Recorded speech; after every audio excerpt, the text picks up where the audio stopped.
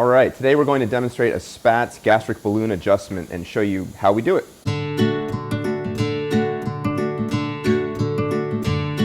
So our patient today had her Spatz adjustable gastric balloon placed 4 months ago. She's lost about 30 pounds, has done really well, though has noticed a little bit of a plateau in her weight loss, which is really common with gastric balloons. After the first 2 to 3 months, you can start to see a slowdown in weight loss. Now, the Spatz balloon is adjustable, which means we can add fluid to it to increase the size and hopefully restore some of that fullness and help push further weight off. Additionally, the balloon can actually be downsized if someone's having a hard time in the beginning, take fluid out, and then that way they can accommodate to it more easily. In this case, we're going to upsize a balloon that's been in place for 4 months. Now, the Spatz balloon is an 8-month treatment, so she's about halfway through the process. We'll add more fluid, hopefully help her continue to lose weight for the remaining 4 months, and then we'll take the balloon out. So this is a fairly brief procedure. Our patient is under general anesthesia. We like to protect her airway with a breathing tube, so it's a nice, stable setup.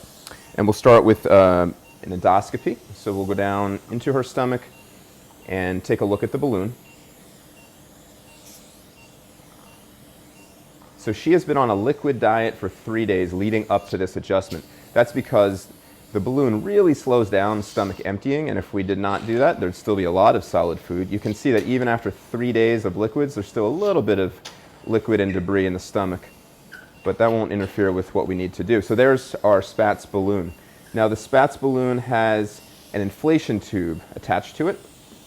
We're going to find the end of that. It's actually traveling right through the pylorus, which is not unusual.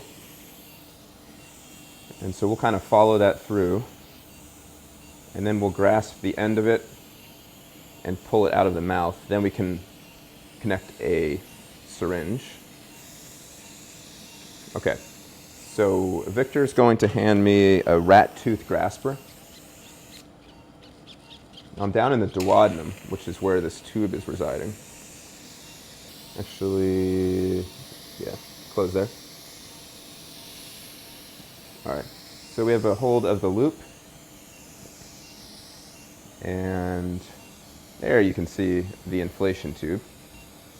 So I'm going to pull this right out the mouth. So pulling this out of the mouth, it's helpful to kind of assist it a little bit, just letting it come around the bite block, and there it is. Okay. So at this point, I'm going to stabilize this fill catheter with my left hand. Victor can open our grasper, close it, and remove it. Okay. So I'm going to hand the scope off to Laura. All right, paper towels are handy, so I can now uncap this. It's kind of slippery. Actually going to use 2 towels and unscrew our cap, and we'll just set that aside. We'll need that later. And then I can connect this extension tubing. We'll just make sure that's well seated. We'll screw it on. And at this point, I can let that back into the mouth. It'll go back down the esophagus. And actually I'll use the scope to kind of follow that back down. So when we're filling this, we want to actually watch the fill catheter. Just keep an eye on it as it fills to make sure it's straight. So I'm actually going to drive down. There's the valve. And I'll kind of park the scope right here. And we're just going to keep an eye on this while we fill it. Now, our patient is going to have an increase of 200 milliliters of fluid. She's enrolled in a clinical study, and so based on her height and the fact that she has a little bit of reflux symptoms, we're going to add 200. In some instances, you can increase the size of the balloon by as much as 300, and the maximum volume of the balloon is 850 milliliters. So she has 550 milliliters of fluid in her balloon. We're going to add an additional 200. So she'll have 750 when we're finished. Okay, so we are connected, and we're actually using a pump to add fluid to her balloon. And we're ready to roll? Okay, so I'm going to start filling this. Again, I'm watching this through the scope, making sure that our tube is not kinked or swelling, and that looks fine. And then I can watch my pump to see how much I'm adding. It's a pretty straightforward process. This can be done with an infiltration pump or just by hand with a syringe, which is really just as easy, maybe just a little bit slower. And so we're at 150 and just about at 200 cc's. And there we go. So that's 200. So at this point, I will remove the scope. And I'll go ahead and pull the tubing out of the mouth again. Hold it with a paper towel. Disconnect our extension tubing. Hand that to you. And then I'll just replace the cap. Make sure it's nice and tight.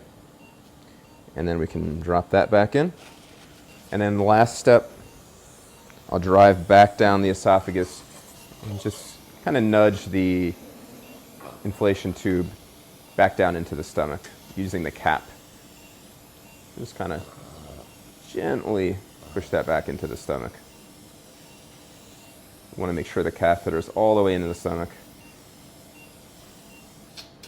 Okay, and there we go. So just kind of pushing the balloon out of the way. And if we flip around, there we go.